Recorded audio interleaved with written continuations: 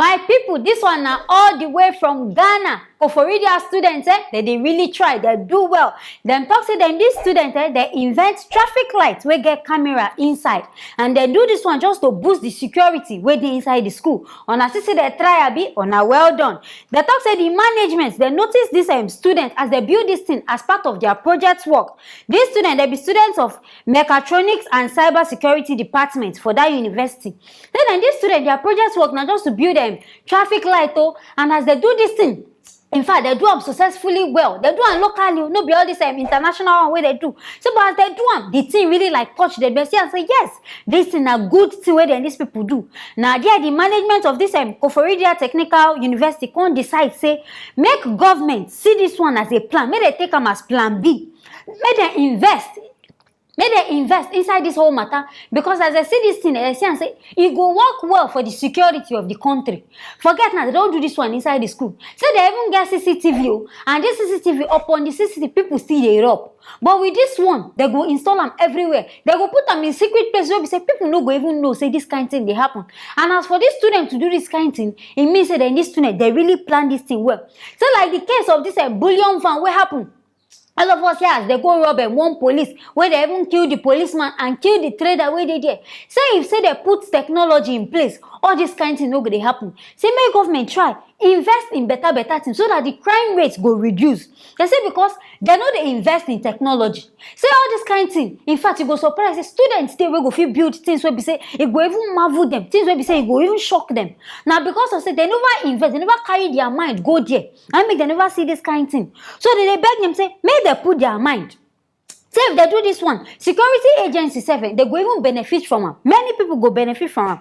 Now, the vice chancellor of this school, where name now Professor David Kofi Esunam, in the talk say, in fact, upon the CCTV, say nobody say they don't even get CCTV inside this school. Say they get them weller, but upon no bad things still they happen. But as this one day now, say they go put them in strategic places. They go feel monitor everywhere where they inside this school. But when they wonder, this one now where they put them as traffic lights. And I don't forget, say now only traffic light, now this thing good. That means now only the roads. And as they on the open, now people go know, so okay, this thing are the one they use and monitor them. So me, I go advise the new students, as they build this thing, where we say if they inside traffic lights, may they build them safe for schools, for hiding places where we say nobody go even know. Where people no go see. And should in case, you see where this robbery take happen, if say CCTV day that side, all this where we say they find the robbers, it no go even happen. Because they go don't catch the faces of these people. All this one and bad governance, now they even cause all these things. Because some places you go surprise, say this Ghana now. CCTV go there, you go there, but you know they work. If say this thing they work now, they will not say yes, this thing they work. But because you know they work, now make these students now don't bring out this innovation. No? Don't think as okay, make we put them inside street lights. And I know say some people say they know they obey the street lights. The thing go they show red, now time they go gather moral, say yes, them they don't ready to move. So this one says if you go even help them catch all these kind of people, we say they be disobey law. When we say they go just they cause ordinary what do they even call them? Kidnapping and things. This one even relate to kidnapping, jamming of people. Because if they obey this kind of thing, I'm not sure say they go they jam anybody anyhow. So this one said they suppose reason them. Think of this thing where this boy talk, because me I really support this idea. This one a good idea where these people bring out.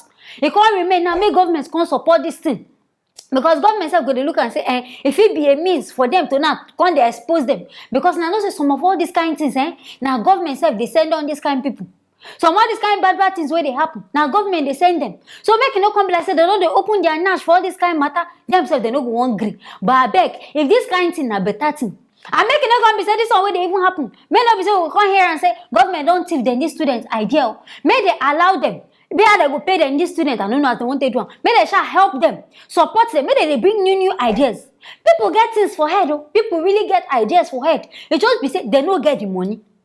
They don't get the strategy. They don't get the plans on how to go to do them. You go surprise the student go there, they go build some things, but just say the resources to do this kind of thing, I know they. So if they give them this student now, this necessary things to use, they do this. I sure say this is way they even build a day locally. They feel even add more features to the thing. Where we say if the thing even see person first from the traffic light, it go fit detect say, oh your name now, Obi now your name now this one, it go fit detect them well. So I feel say make government support these students. What did they do? Now good one. This one a good one. Kudos to our students. Koforidua students on a well done, on a try for this kind of matter. I hope say other countries, other students say they go to bring out new innovative ideas like this. We're going to help the country grow, because this one are part of the things where we say it go help our country grow. If we get this kind of things now, secure, in fact, the bad things where they help, it go even reduce small. Because now we're going to know the people where they do bad, because camera don't they. We're going to know person we're going to do this, or person we're going to keep up. We're going to know everything. They're not going to too worry themselves, say, nah, they won't go find the person, because they don't already see the person. So me, I support this idea, and I hope say government self go support this whole thing. Now this one I here inside Ghana, I want to make a bring and come, making ourselves using our ear, hear waiting they happen. Anything when I feel, making I don't forget to write them inside the comment section. Making I don't forget to like, share, and also subscribe to this channel. I go see you for the next video.